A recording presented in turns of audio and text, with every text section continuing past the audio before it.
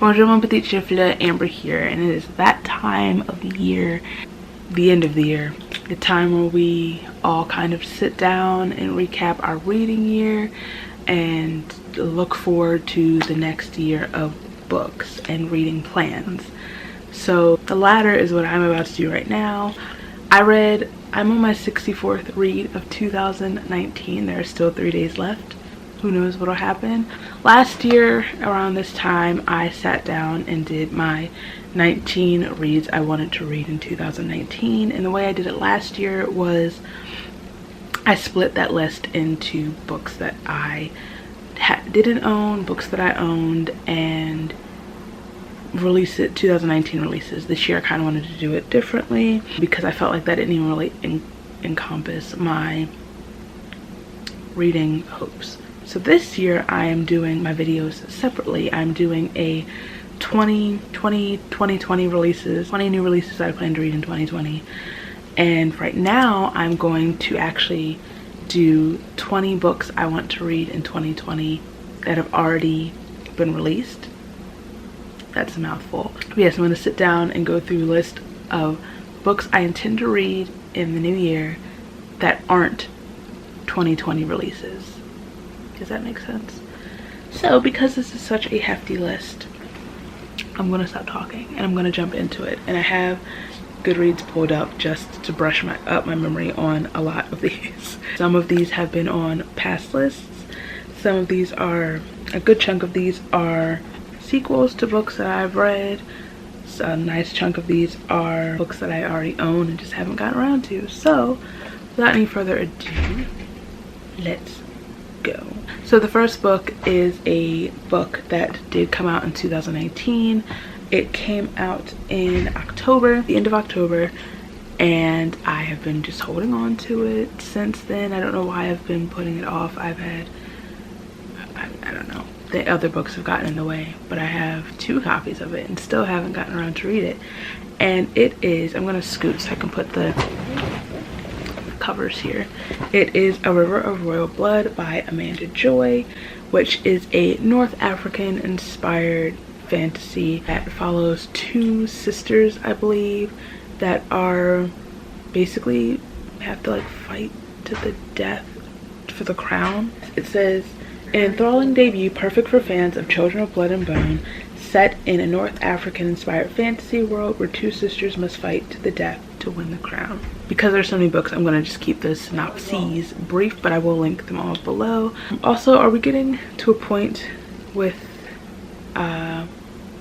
fantasy novels where we can stop comparing all African inspired fantasy novels to Children of Blood and Bone? Or is it because that was like the first really like mainstream YA one, where that's going to be like the equivalent to Harry Potter, where everything's like the Harry Potter of whatever? I'm not mad at it, but I'm kind of like, okay, we have more of a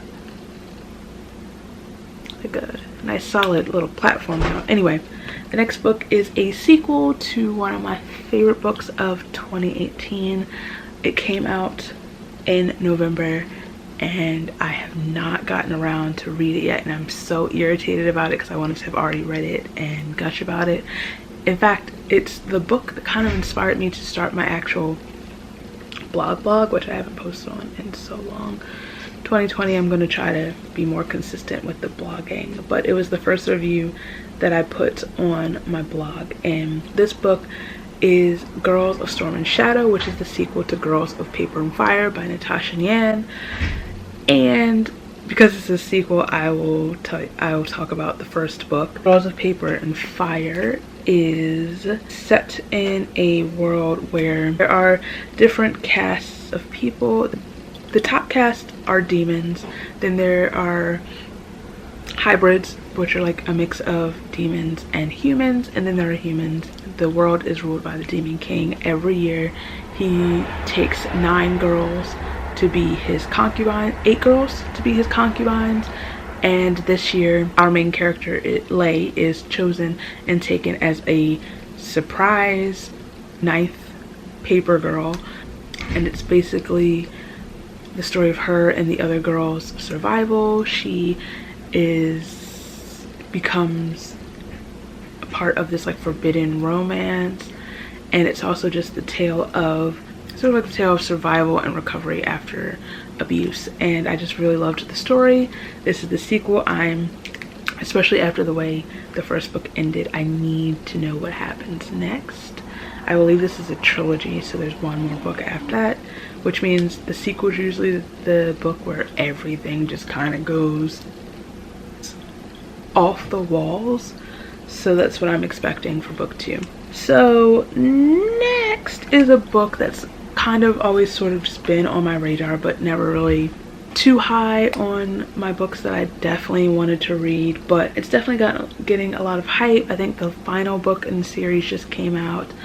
I know Brittany over at Melanin Eclectic is a really big fan of the books, and we were talking about it, and she kind of made me desperately want to read the books. And it is Nevernight by Jay Kristoff. I don't know too much about what this book is about, but just from what she's told me and just like the vibe of the book, I'm very much interested. It says, in a land where 3 suns almost never set, a fledgling killer joins the school of assassins seeking vengeance against the powers who destroyed her family.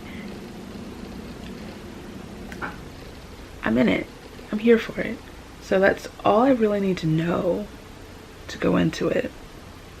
Okay, next is another 2019 release, and this one had some controversy floating around it, but I still really want to read it, and especially if controversy is surrounding the content in the book, I want to make a decision on it myself.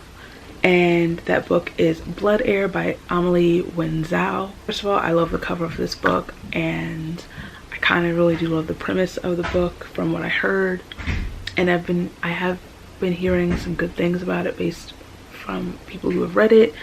I don't know. It says, this hot debut is the first book in an epic series about a princess hiding a dark secret in the con man she must trust to clear her name for her father's murder. And I think it's like set in this Russian inspired fantasy world. I'm not sure. I don't know.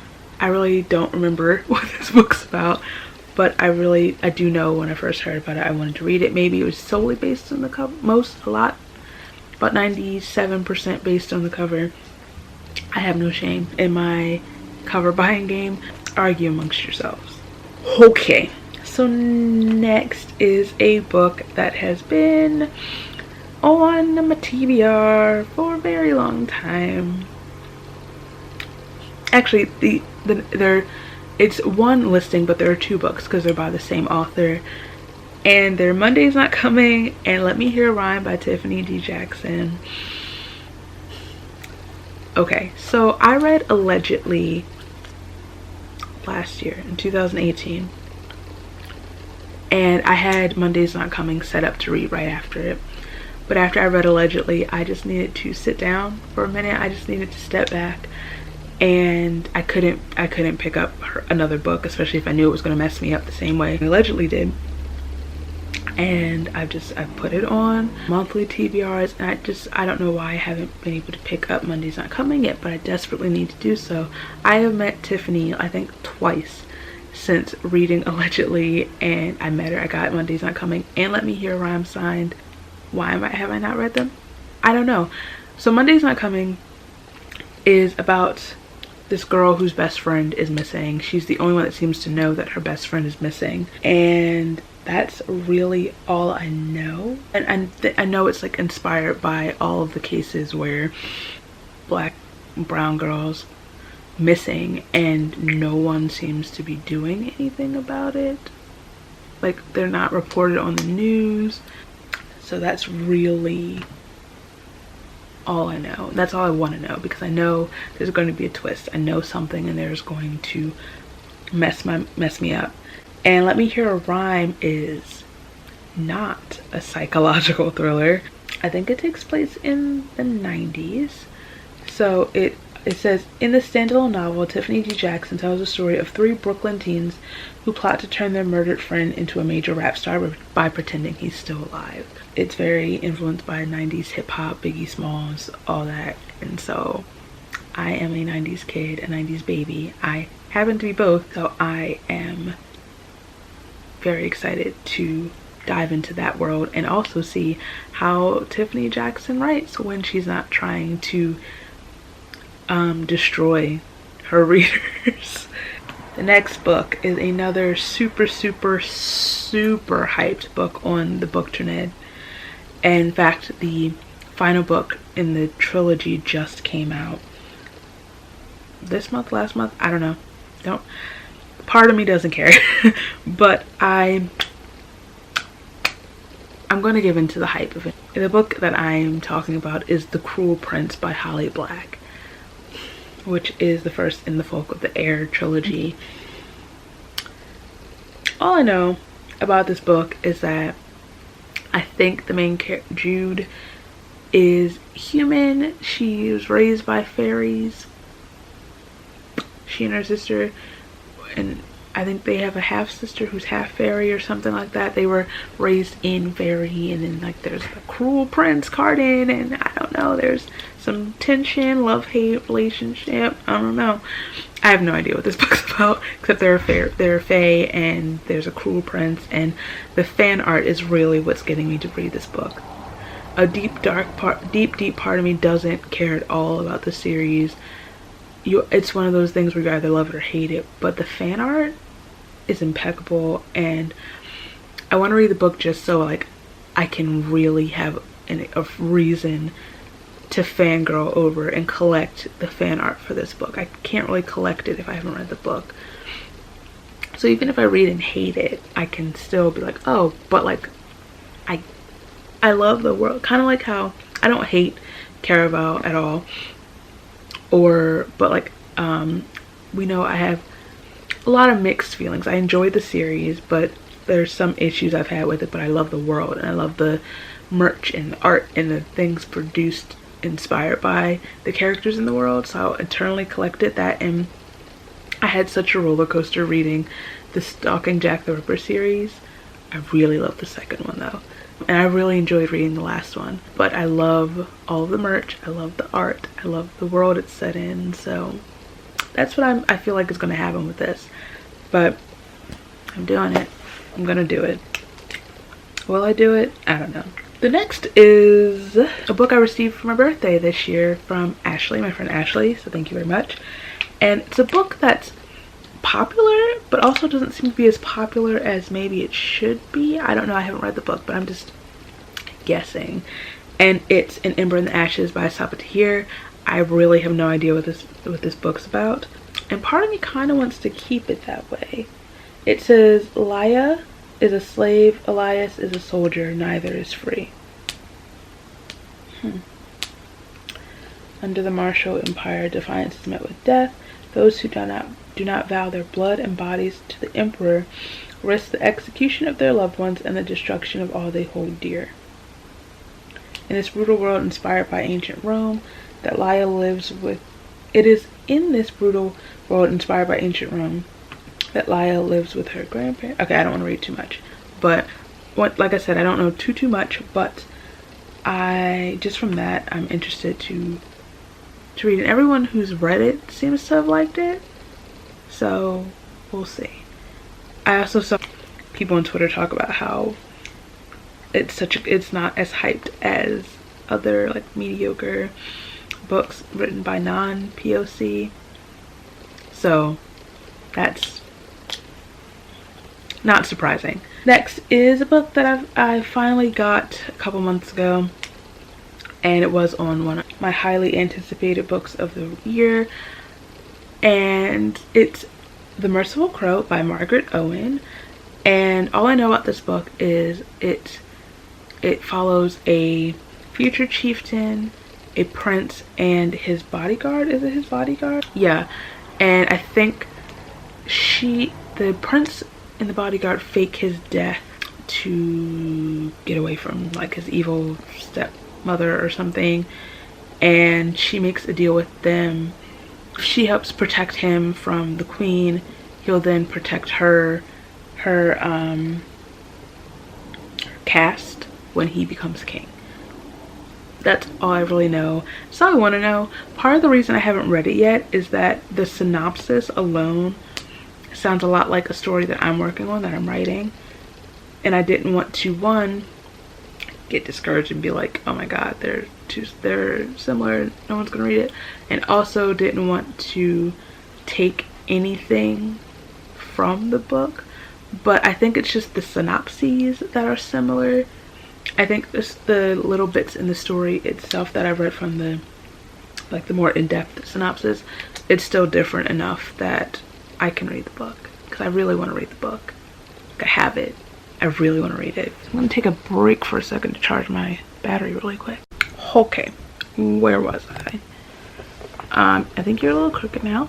I'm very sorry. So next up is a sequel to a book I read this year, finally, after having it for ages, and it is Bruja Born by Zoraida Cordova, which is the sequel to Labyrinth Lost, which I read back in October as a part of the Hocus Pocus readathon.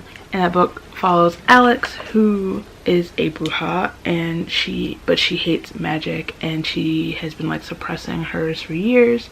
The day of her death day, which is the ceremony when she's supposed to be getting the blessing from her ancestors to heighten her powers, she enacts a curse that makes her entire family disappear, and she has to go on this quest to this like enchanted, I think it's an island, to bring them back essentially. And this one, Bruja Born, follows her older sister Lula. So I'm excited to see how the story continues. I think the third one is coming out in 2020, which I'm assuming follows their third sister Rose. Zoraida also has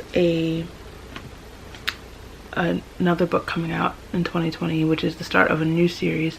It's called Incendiary, so I'm excited to read that, but we're not talking about 2020 new releases just yet. So the next book is another sequel to another book I read in October during the Hocus Pocus readathon, and it's Siege and Storm by Leigh Bardugo, which is the sequel to Shadow and Bone, the first book in the Grisha trilogy. I finally did it, y'all. I have been saying for how long that I was going to start reading these books so then I can go on to read the Six of Crows duology. I finally did it. And I didn't expect a lot going into Shadow and Bone, but it wasn't as bad as I kind of thought it would be. I don't know why I thought it would be bad. I guess because that's one of those series that you either love or hate. I didn't really do either. It's just fine. It's standard. It's a 2012 book, but I do intend to continue the series, obviously, because I still plan on fully understanding, especially now that the show is coming out, especially now that Ben Barnes is playing the Darkling. Whoo, man. Anyway, I've been in love with that man since I was like 16 years old. So anyway, I have the next 2 books in this series, so I plan on doing that, and then eventually getting around to Six of Crows. Staying on the train of super hyped books on Bookternet, we have 2 by the same author, and they are The Seven Husbands of Evelyn Hugo and Daisy Jones and the Six, both by Taylor Jenkins Reid.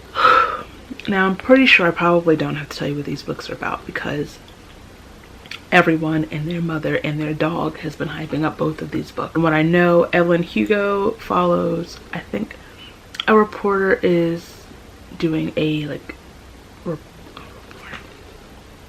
on the life of this like aging former starlet. This aging and reclusive Hollywood movie icon Evelyn Hugo is finally ready to tell the truth about her glamorous and scandalous life, but when she chooses unknown magazine reporter Monique Grant for the job, no one is more astounded than Monique herself. I know we get the story of her 7 husbands, obviously, but there's also, I don't know, it's a lot of like the struggle she's been through. Like there's like forbidden love, there's like some LGBTQ representation, and just people love this book. So I think the overhype hype has died down a little bit, that I'm not too afraid to start to pick it up. Daisy Jones is still, because that was the one that came out afterwards, in that I guess overhype realm, but it's sort of starting to die down. That follows Daisy Jones and the Six, this like sort of like kind of feels like to me like a Fleetwood Mac type band, and I believe it reads almost like a documentary, like an True Hollywood or whatever. It says everyone knows Daisy Jones and the Six. The band's album Aurora came to define the rock and roll era of the late 70s, and an entire generation of girls wanted to grow up to be Daisy. But no one knows the reason behind the group's split on the night of their final concert until now. It's like the story of like the band, like it has that the rock and roll, sex, drugs, and rock and roll. So I feel like that's what this book is about. A relationship with Billy. I think Billy's also in the band. I don't know. But I want to read it. Emma Books loves this book. So she's one that I trust as far as books go. So I'll let you know. Okay. Next is a book I've had for quite a bit but haven't gotten around to read yet. And honestly, it's not just this book. It's honestly any book by this author. But the book that I'm talking about, I chose this one because I have it, is Wild Beauty by Anna Marie McLemore. And I think they have a new book coming out in 2020 also, which is like a retelling of The Red Shoes by Hans Christian Andersen. But anyway, that's not this book. This book is, it says, for nearly a century, the Nomeovides women have tended the grounds of La Pradera, the lush estate gardens that enchant guests from around the world. They've also hidden a tragic legacy. If they fall in love too deeply, their lovers vanish. But then, after generations of vanishing, a strange boy appears in the garden. The boy's a mystery to Estrella, the Nomeovides girl, who finds him and to her family, but he's even more of a mystery to himself. He knows nothing more about who he is or where he came from than his first name. As Estrella tries to help Fel piece together his unknown past, La Pradera leads them to secrets as dangerous as they are magical in the stunning exploration of love, loss, and family. I've been wanting to read one of their books for a very long time now.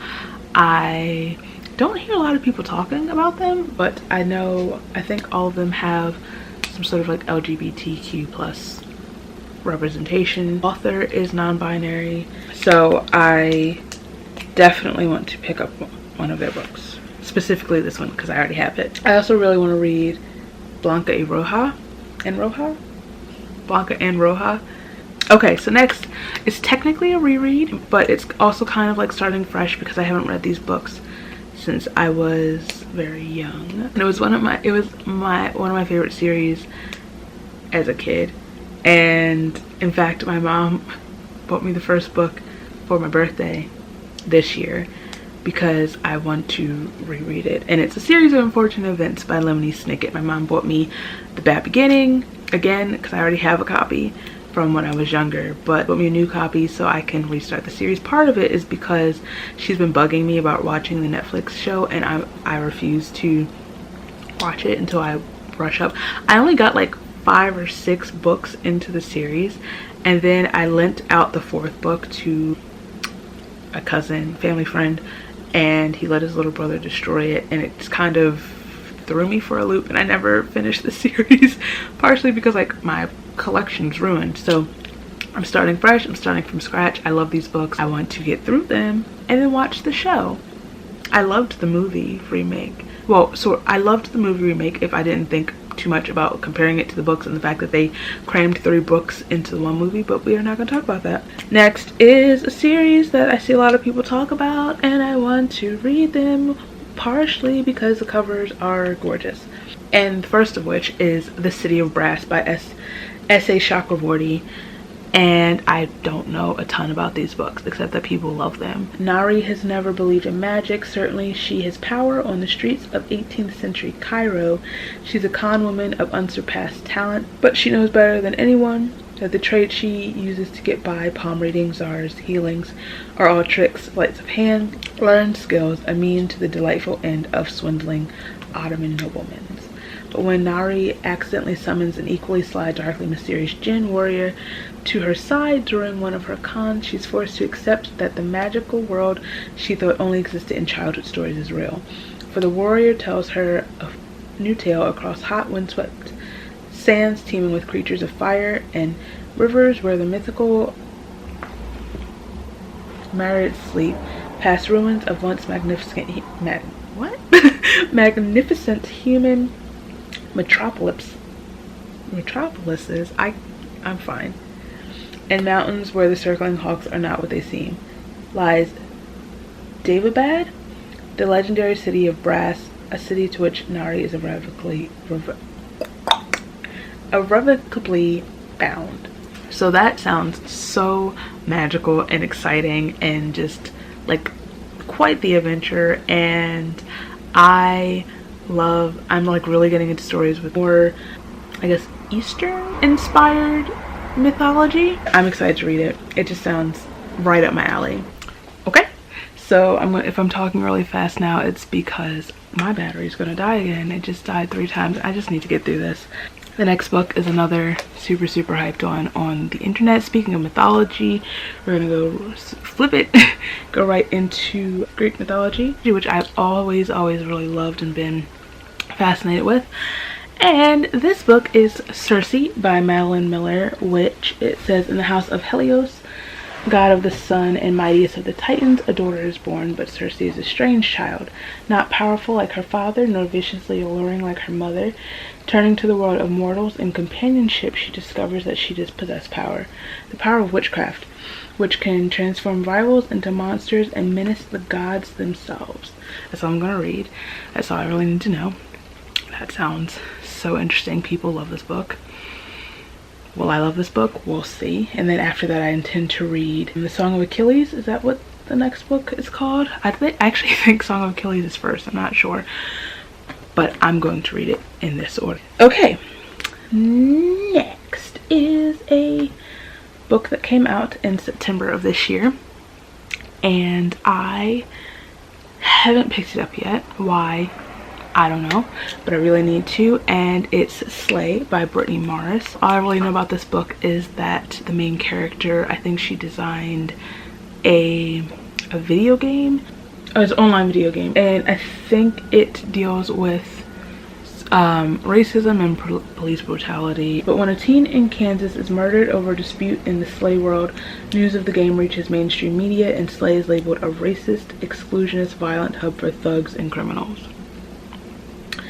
Even worse, an anonymous troll infiltrates the game, threatening to sue Kiera for anti-white discrimination.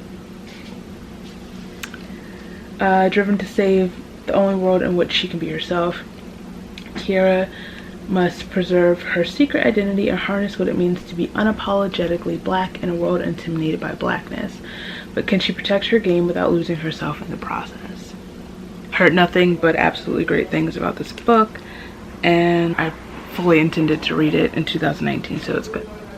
I need to hit up a bookstore really quick and pick it up. Next, the next book is The Glacier by Kim Liggett. It says a speculative thriller in the vein of The Handmaid's Tale and The Power. Apparently it's been optioned for Universal and Elizabeth Banks to become a movie. Wild. No one speaks of the glacier. It's forbidden. In Garner County, girls are told they have the power to lure grown men from their beds, to drive women mad with jealousy. They believe their very skin emits a powerful aphrodisiac, the potent essence of youth, of a girl on the edge of womanhood. That's why they're banished for their 16th year, to release their magic into the wild so they can return purified and ready for marriage. But not all of them will make it home alive. With sharp prose and gritty realism, The Glacier examines the complex and sometimes twisted relationships between girls, the women they eventually become, and the difficult decisions they make in between. And I am really interested in reading this. I read The Power, I think back in 2018. I didn't love it as much as I wanted to, but I'm hoping this gives me what I wanted from that book. I also hope that this is, I know this is like a super feminist book, but I hope it's like an intersectional feminist book and not just like really cringy white feminism. I'll let you know. Okay. So we have 3 more books on this list. The first one is another 2019, well, that was a 2019 release also. This is another 2019 YA release, and this is Full Disclosure by Cameron Garrett. This one came out in October, And this follows a girl who is HIV positive. I think she's starting a new school and she's making new friends, and she's, you know, becoming part of like her school community. I think she, like at the time, she's trying to like keep her status kind of on the down low, and then she starts kind of dating this guy, and it's the story, I guess balancing her secret, her diagnosis, with these relationships and the possibilities within this relationship. And I think it's really interesting, one, to see a story with the main character with HIV, that's HIV positive, set in this day. That's not anything that I've really seen, especially like in the YA department. I think it's important because of the stigma still surrounding HIV, especially within the Black community, and it's a conversation that needs to be had. Kind of going with the same theme is Like a Love Story by Abdi Nazemian, which is a story that takes place in New York during the AIDS epidemic. It says Reza is an Iranian boy who has just moved to the city with his mother to live with his stepfather and stepbrother. He's terrified that someone will guess the truth that he can barely acknowledge about himself. Reza knows he's gay, but all he knows of gay life are the media images of men dying of AIDS. Judy is an aspiring fashion designer who worships her uncle Stephen, a gay man with AIDS, who devotes his time to activism as a member of ACT UP. Judy has never imagined finding romance until she falls for Reza and they start dating. Art is Judy's best friend, their school's only out and proud teen. He'll never be who his conservative parents want him to be, so he rebels by documenting the AIDS crisis through photographs. And like I just said, I think I haven't seen a lot of YA books that talk about HIV and AIDS, and I think because there's still such a stigma around HIV and AIDS, I think it's an important conversation. People kind of think that the AIDS epidemic was so far in the past that this isn't like a conversation that still needs to be had, or like a history that needs to be learned, and I'm curious to see how this book is handled. The last book on the list is a sequel to a book I'm about to finish, and Soul of the Sword, which is the sequel to Shadow of the Fox by Julie Kagawa, which I'm reading just right now. That book follows Yumiko, who is half human, half kitsune. She has been tasked, she's the like only survivor of the temple that she was raised in after these Oni and demons were sent to destroy the temple and take the piece of the dragon scroll, which is okay. So hopefully for the final time, I'm in the bathroom. Future Amber here. I had to charge this battery. I really need to invest in a backup battery for this camera. Anyway, as I was saying, Shadow of the Fox follows our two main characters, Yumiko, who is half human, half kitsune. She was raised in this temple by the monks, which was attacked by Oni and demons, and she was given this piece of the dragon scroll. When the scroll, I keep saying skull, when the scroll is intact, it can grant like the dragon's wish or something like that, which means like everybody wants this scroll and not everybody has the best intentions for the scroll. So Yumiko is tasked to take it to some other temple to protect it and keep it out of hands of people who wish to cause harm and will basically bring like destruction of the world. And then our other character, Tatsumi, who is this shadow warrior, assassin, samurai, who also wields this sword that's possessed by a demon. And he is sent to, at the beginning of the book, he has been sent to the temple where Yumiko lives to take the piece of the scroll at any means necessary. But by the time he gets there, the temple's already been destroyed and the piece of the scroll has already been sent away. He doesn't know that Yumiko has it, and they basically team up. They make a basically like a deal where both of them, basically he is guarding her as she gets them to the temple that they're supposed to be going to, because she knows the connection that will tell them how to get to what. So yes, and then the whatever I just said the title of the sequel is, something of the sword, is the follow-up to that. I have not read the synopsis for it because that would spoil the ending of Shadow of the Fox, which I'm about to read now. I have 60 pages left, so obviously the next step is to read it, which would be in 2020. So I did it. So that, pals, is my list of 20 books that have already been previously released that I want to read in 2020. Now I have to film, I'm going to film my 2020 releases that I want to read in 2020. I'm not going to title it that, but that's what I have to film now. So be sure that you are subscribed so you know when that goes up. Anyway, thank you for watching this mess. Thank you for watching this mess throughout the year if you've been around for a while. I appreciate you. If you're new here, I appreciate you. Anyway, if you like this video, please give it a thumbs up. Let me know down below what are some of the books you plan to read in 2020, whether they be new releases or books that have already been released. I'm just nosy. Anyway, if you like me, feel free to subscribe. All my places are down below so you can follow me and I'll follow you back. And I will see you very soon.